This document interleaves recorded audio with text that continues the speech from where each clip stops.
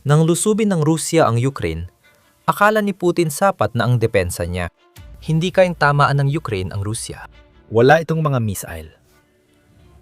Anong dapat ikabahala ng Rusya? Malapit nang maging pinuno ng Ukraine ang nag-aambisyong emperador. Ngunit ang emperador at ang kanyang bansa ay walang saplot. Lantad ng Rusya sa Ukraine, kaya madalas tamaan ang pinakamaselang bahagi ni Putin. Sunod-sunod na dagok ang sumisira sa Rusya, habang mula biktima, naging mangangaso na ang Ukraine. Ukraine na ang nangingibabaw sa himpapawid. Sila na ang may kontrol sa kalangitan dahil halos bumagsak na ang depensa ng Rusya. Walang inaasahan na mangyayari ito. Sa halos buong digmaan sa Ukraine, tama lang na nakatuon ang pansin sa kung ano ang kayang gawin ng Ukraine para ipagtanggol ang sarili laban sa pinagsamang pag-atake sa lupa at tuloy-tuloy na pambobomba mula sa himpapawid ng Rusya. Hindi na pag-usapan ang pag-atake, lalo na noong taong 2022. Noong nakaraang taon, pinag-uusapan kung paano magagamit ng Ukraine ang umuunlad na teknolohiya ng drone para depensahan laban sa tuloy-tuloy na atake ng Russia. Kamakailan lang, mahusay na nailarawan ng damdamin sa isang artikulo ng Atlantic Council noong Hulyo 2025. Ang mabilis na pag-unlad ng paggamit ng militar ng Ukraine ng unmanned aerial vehicle bilang patong-patong na depensa ay tinatawag na drone wall. Idineklara ng artikulo na ang natitirang focus ay kung paano maaring gawing blueprint ng Europa ang depensa ng Ukraine para makabuo ng drone wall sa buong kontinente. Totoong mahalaga at susi sa depensa ng Ukraine ang husay nila sa paggamit ng drone. Ngunit, ang 2026 ay nagdala ng malaking pagbabago sa kung paano tinitingnan ang mga drone ng Ukraine. Dati, gamit ng mga tagapagtanggol ang drone para pabagsakin ang proyekto ng Russia at magdulot ng kaswalti. Pero ngayon, naging tunay na mamamatay ang mga ito. Pagsapit ng 2026, nagbago ang paraan ng paggamit ng Ukraine ng mga drone.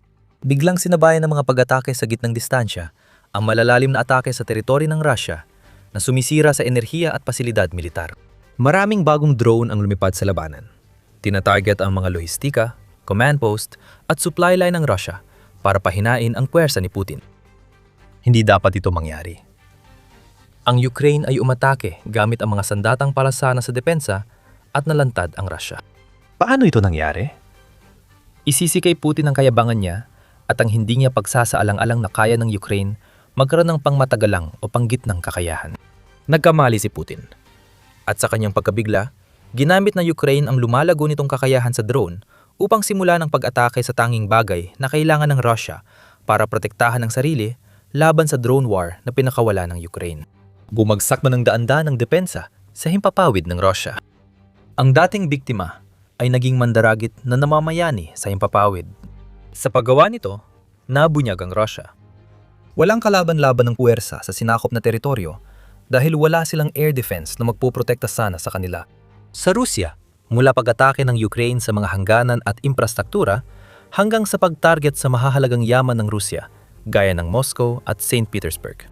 Bahagi ito ng plano ng Ukraine. Salamat sa ulat ng Tochny Open Source Collective, kitang handa na ito ng ilang buwan. Nagawang beripikahin ng kolektibong iyon ang 1,000, 500 at 30 na tinatawag nilang mga kinetic na aksyon laban sa mga target ng Russia, kapwa sa mainland at sa sinakop na Ukraine. Mula Hunyo 2025 hanggang Marso 2026. Magarbulang na paraan ito ng pagsasabi ng mga pag-atake gamit ang drone at missile.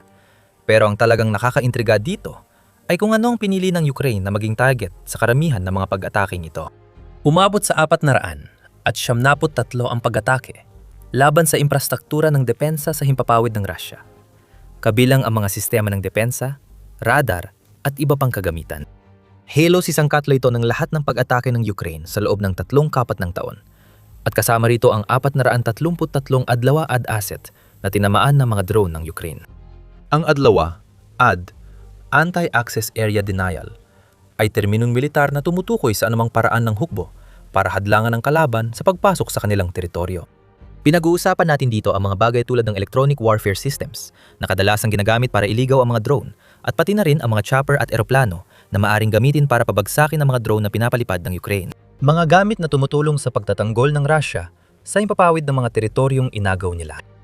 Simula ng iulat ni Tochny, pinatindi pa ng Ukraine ang pagsira sa air defense ng Russia. Ngayon, 54.8% ng pag-atake ng Ukraine ay nakatuon sa pagsira ng air defense, habang pinalalakas nila ang kampanya para pahinay ng bansang matagal ng umaagaw sa kanilang teritoryo.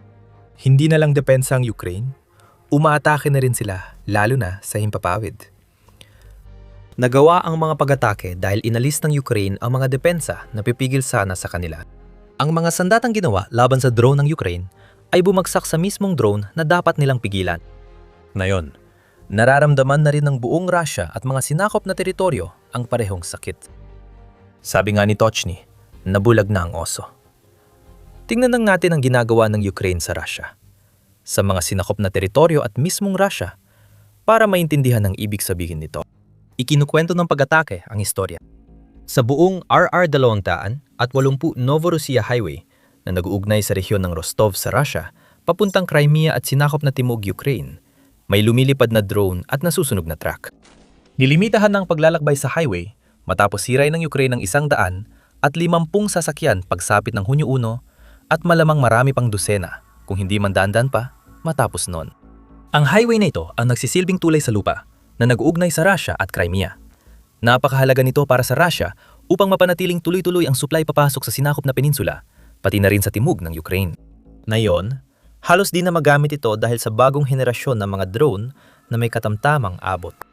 Naging posible ang pagkasira ng tulay nito sa lupa dahil sa pagsira ng Ukraine sa napakaraming air defense ng Russia. Marami pang halimbawa. Noong Hunyo, nagpadala ang Ukraine ng mga drone para atakihin ang Chener Bridge sa Kherson Oblast. Ang tulay na yon ay mahalagang daanan na nag-uugnay sa Crimea at sinakop na timog ng Ukraine. Tinukoy ito ng Ukraine bilang target na yon na bumagsak na ang air defense ng Russia. Noong Hunyo 9, sinabi ng puppet governor ng Kherson na si Volodymyr Saldo na muling inatake ng Ukraine ang tulay at nasira ito. Kasunod ng pag-atake noong Hunyo 7 na nagdulot sa Russia na ilihis ang mga motorista sa iba't ibang ruta. Hindi dapat posible ang paulit-ulit na mga pag-atake. Kahit maintindihan ng Russia sa hindi pagpigil sa pag-atake noong Hunyo 7, dapat naglagay na sila ng air defense para mapigilan ang sumunod na pag-atake noong Hunyo 9. Nabigo ang Russia. Hindi dahil ayaw maglagay ng mga depensa o hindi nakita ang halaga ng tulay ng Chernihiv. Problema ng Russia ang pagkawala ng daan-daang air defense assets, kaya naging manipis ang kanilang depensa. Napunit na ang panangga ng Russia sa sinakop nitong teritoryo, kaya lantad ng hukbo at di mapigilan ang mga drone ng Ukraine. Kaya paulit-ulit natin nakikita ang mga pag-atake. Alam ng Russia na paparating ang mga ito, pero wala itong sapat na depensa para magawa ang anumang aksyon laban sa dagsa ng mga paparating na banta. Hindi lang ang sinasakop na Ukraine ang apektado sa pagkawala ng air defenses ng Russia, pati St. Petersburg, bayan ni Putin at simbolo ng karangyaan ng Russia, ay tinamaan na rin. Pinili ni Putin ang lungsod na yon para sa taunang International Economic Forum ng Russia na layong ipakita ang lakas ng ekonomiya at magtayo ng ugnayan sa ibang bansa. Ang Russian Davos ay ginanap noong Hunyo 3 at tumagal ng 3 araw. Sinimulan at tinapos ng Ukraine ang kaganapan sa drone strike, tinamaan ang mga pasilidad sa paligid ng St. Petersburg sa unang araw at mas marami pang inatake pagkatapos ng forum. Hindi nagkataon ang tiyempo. Gustong iparating ng Ukraine sa Russia na kaya nilang tamaan ng St. Petersburg kahit kailan, lalo na ngayong nakatutok ang lahat sa lungsod. Isipin mo kung anong ibig sabihin nito. Ang kaganapang ito ay isang pagpapakitang gilas para sa Russia. Ginawa ang lahat para maprotektahan ng St. Petersburg at maiwasan ang anumang masama. Hindi pa rin yon naging hadlang. Nakalusot pa rin ang mga drone ng Ukraine sa depensa ng Russia, na nagpapakita ng kalagayan ng depensa nila. Nangyari rin ang mga pag-atake pagkatapos ng nakakaawang parada ng Russia sa araw ng tagumpay.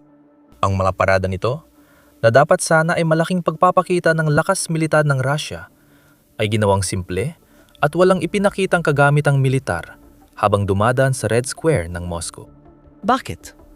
Dahil natakot ang Russia na gagamitin ng Ukraine ang parada para umatake, at alam nilang mahina ang air defense network nila laban sa maraming drone. Ayon kay Christian Terres ng European Parliament, mahalaga sa ekonomiya at makinarya ng digmaan ng Russia ang mga rehiyon ng Leningrad at Moscow, habis sa dami ng tao rito. Matagumpay na ginagamit ng Ukraine ang economic at psikolohikal na digmaan laban sa kanila.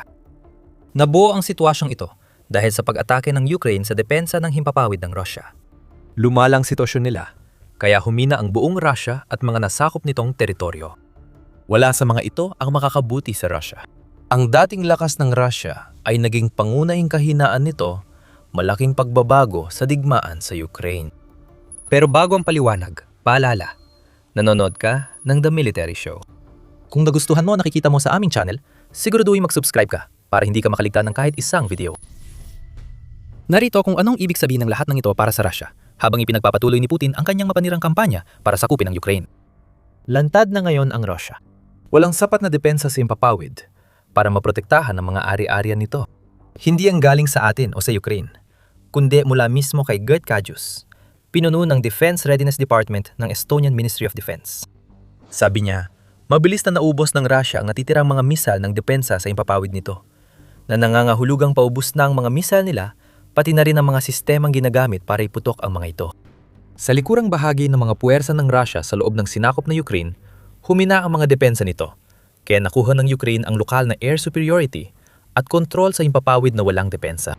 Bukod sa RR-200 at 80 inaatake rin ng Ukraine, ang M-14 M0AP at ilang bahagi ng HH-20 highway na nag-uugnay sa dalawang kalsadang ito papuntang Donetsk. Hindi dapat ito nangyayari dahil dapat napipigilan ng air defenses ng Russia ang pag-atake, pero hindi nila nagagawa. Sinisira ng Ukraine ang lahat ng mga ito. Ang natitira na lang sa Russia ay isang imperyong unti-unting nabubulag, lalo na sa pagharap sa mga banta mula sa himpapawid. Kung hindi air defense system, radar ang nasisira. Mahal ang radar, at kapag nawala ito, kahit gumagana ang air defense, hindi nito tatamaan kahit malaking target, lalo na ang maliliit na drone sa susunod na attack. May tatlong antas na estratehiya na ngayon ang Ukraine. Umabot na ngayon ng 35 kilometro sa likod ng front lines ang mga FPV drone para sirain ang kagamitan ng Russia at mga sundalong sumusubok sumalakay. Ang mga drone na panggit ng distansya ay tumatarget sa convoy at air defenses. 150 kilometro mula sa front na hindi lang naghahanda para sa mga atake, kundi lumilika rin ng ligtas na aerial corridor para makalipad ang mga long-range drone papuntang Russia. Pagdating naman sa Russia, nasa panic mode na ito. Iniulat ng Kyiv Post na tinatalakay ng Russian military bloggers na kailangan ng mga convoy ng sariling radar, electronic warfare at mobile air defense systems laban sa drones ng Ukraine. Maaring may punto ang argumento, pero saan kukuha ang Russia ng kagamitan kung sinisira naman ng Ukraine ang kanilang air defense network? Ibinubunto ng ilang war blogger ang galit kay Putin at sa kanyang mga kasamahan, sinasabing bigo silang makamit ang layunin ng special military operation at mas mahina na ngayon ang Russia kaysa nang ilunsad ni Putin ang malawakang pananakop noong 2022. Ayon sa The New Voice of Ukraine, mas matapang at lantad na ngayon ang mga blogger sa pagpuna kay Putin. Dati kasi ay sa mga general ng Russia, nila binubuhos ang puna. Ayon sa RBC Ukraine, nararamdaman ng Kremlin ang mga batikos, kaya sinusubukan ng Russia pigilan ng kanilang military blogger sa pamamagitan ng paghihigpit sa social media tulad ng Telegram. Iyan ay isang karaniwang tugon mula kay Putin. Kapag nahaharap siya sa isang totoong problema, sinusubukan niyang itago ang issue imbes na harapin ito. Handa ang Ukraine na palalain pa ang problema ni Putin. Ayon sa The Financial Times, iniulat ng Ministry of Defense ng Ukraine na 441% mas maraming reconnaissance drones ang nagawa nila sa unang 4 na buwan ng 2026 kaysa sa parehong panahon ng 2025. Ang mga drone na ito ay sumusuri sa posisyon ng Russia at tumutukoy ng air defense asset na pwedeng atakihin. Pinalaki ng Ukraine ang produksyon ng mid-strike drones ng 300 at 12% sa parehong panahon para may armas sila kapag may ideal na target ang reconnaissance drones. Pero ito ang totoong problema. Malala na nga na nabasag ng Ukraine ang napakaraming bahagi ng air defense network ng Russia. Kaya nakakapasok na ang mga drone nito sa mga pangunahing lungsod tulad ng Moscow at St. Petersburg. Ang tunay na problema ni Putin ay mukhang walang paraan para maibalik ng Russia ang kanilang dangal. Naghahanap ng mga solusyon ang Russia. Isa sa mga ito, ang pagbuo ng ZAK-30 Citadel. Hindi ito talaga isang bagong sandata ng air defense. Bagus, isa itong uri ng tore na ginawa gamit ang kasalukuyang 30mm na mga baril na pinagsama ang radar, automatikong fire control at electro-optical tracking para payagan ang mga baril na yon na magpaputok ng programmable airburst ammunition. Sinusubukan ng Rusya na makahanap ng mas epektibong paraan laban sa mga drone ng Ukraine na nakakaiwas at nakakasira sa advanced air defense. Matalinong ideya ito para sa gastos kontra drone ng Ukraine. Pero kulang ang mga baril para masolusyonan ng malawak na problema sa air defense ng Rusya at malabong maipakalat ito ng sapat para maging epektibo. Ipinapakita nito ang tunay na problema ng Rusya sa likod ng lahat. Kung pagsasamahin ng bansa at mga sinakop na teritoryo, lalawak ang lupang kailangang protektahan gamit ang nauubos na air defense at missile. Walang tulong ang mga pansamantalang solusyon gaya ng ZAK-30 Citadel sa problema ng Rusya na hindi makagawa ng sapat na air defense system at missile para palitan ng mga nawala dahil sa Ukraine. Hindi rin tinutulungan ng Rusya ang sarili nito pagdating sa usapin ng mga missile.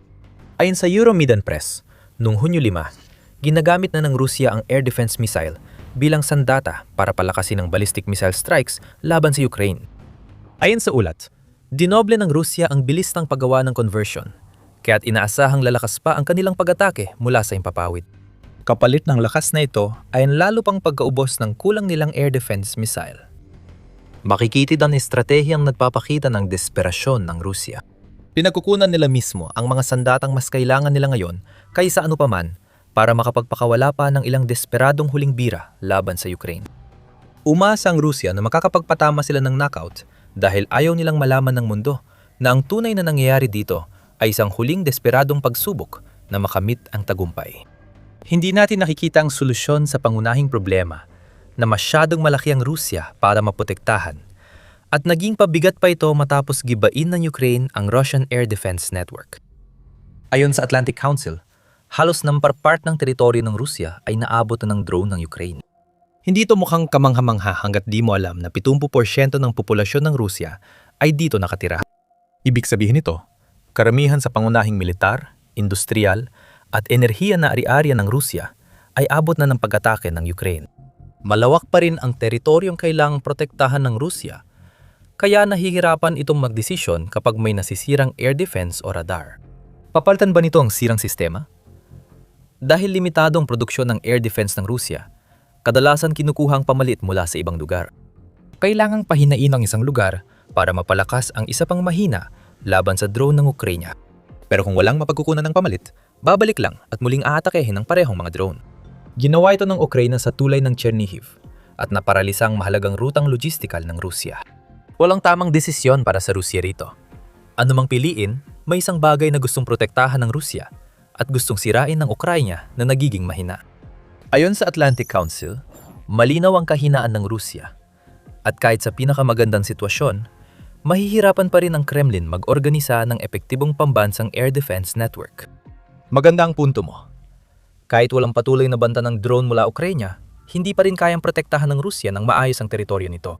Mapipilitan itong umasa sa laki lamang at sa malabong pag-asa na ang mga sandata na ginagawa ng kalaban nito ay walang sapat na abot para tamaan ng kahit ano. Nakakatawa. Ibig sabihin kulang sa proteksyon ng malayong silangan ng Rusya. Kaya hindi makuha ng Rusya ang air defense mula roon para palitan ang mga nawalang sistema sa mga lugar na abot ng Ukraine. Mulay, nakikita natin ang dami ng problema sa Rusya na walang solusyon. Kapag sinasabi nating hubad ang Rusya, itong ibig naming sabihin, ang kanilang air defense network na dati nang masyadong mahina para maprotektahan ng lahat, ay nalantad at lalong humina. Patuloy lang sa pagbuo ang Ukraine. Mas marami pang pag-atake ang mangyayari sa mga sinakop na teritoryo na magbubukas ng mas marami pang atake sa loob mismo ng Rusya. Kahanga-hanga ang nakita natin na yung 2026 pero malayo pa ito sa pinakamataas na kaya ng Ukraine. Habang dumarami ang nasisirang air defenses at patuloy na lumalaki ang produksyon ng drone, mas tatamaan ang mahalagang yaman ng Imperyong Ruso. Mapaluluhod si Putin at pagtingala niya, mas madami pang Ukrainian drone ang makikita niya. Ang henyo ng estratehiya ng Ukraine ay nagbigay daan para tamaan ang mga lugar na dati di pa natatamaan. Ginawa lang nila yon mas makaga nitong Hunyo. Target ang base ng hukbong dagat ng Kronstadt malapit sa St. Petersburg. Sa kauna-unahang pagkakataon, lumipad ang mga drone ng Ukraine diretso sa mahalagang base sa Baltic na yon at tinamaan ang isang target. Ano ang tinamaan nila? Paano ito nagawa ng Ukraine? Alamin ang mga sagot dito sa ating video. At kung nagustuhan mo ang video na ito, huwag kalimutang mag-subscribe sa channel para makita pang iba naming mga video kung saan tinatalakay namin ang mga pagkabigo ng Rusya. At maraming salamat gaya ng dati sa panonood.